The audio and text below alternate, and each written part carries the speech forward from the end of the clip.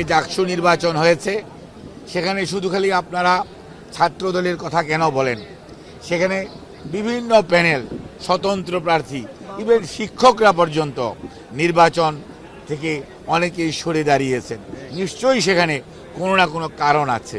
যারা এই সমস্ত বিষয়ে সংশ্লিষ্ট তাদের উচিত হবে এমন কোনো নির্বাচন আয়োজন না করা যে নির্বাচন নিয়ে মানুষের মধ্যে প্রশ্ন আসবে, মানুষ দ্বিধাগ্রস্ত হবে, মানুষ নির্বাচন থেকে প্রতিদ্বন্দ্বী দলসমূহ সরে যাবে। কাজেই কোনো বিভাজন আপনাকে আমাকে শক্তিশালী করবে না। আদালত যাদেরকে ফেরারি ঘোষণা করবে তারা তো ইলেকশনে কন্টেস্ট করতে পারবে না। এটা কি সিদ্ধান্ত হয়েছে? এটা সিদ্ধান্ত আমরা অলরেডি প্রপোজাল দিয়েছি আরপিও সংশোধনের জন্য প্রস্তাব দিয়েছি।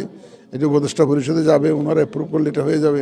এবং এটা কিন্তু রিফর্মস কমিশনের একটা রিকমেন্ডেশনও ছিল। কারণ আদালত যদি কেউ ফেরারি ঘোষণা করে তাহলে উনি তা ইলেকশন করতে পারবেন না। পলিটিক্যাল পার্টির মধ্যে ভিন্ন মত থাকবেই, কিন্তু ইলেকশন, আমরা আবারও বলছি, ইলেকশন ফেব্রুয়ারির 15 তারিখের মধ্যে হবে। পেছানোর কোনো সম্ভাবনা নাই। নির্বাচন ফেব্রুয়ারির প্রথমার্ধে হবে। এটা একদম আমাদের, এইটা ইন্টারিম গভর্নমেন্টের এটা একটা কমিটমেন্ট, এটা হবেই।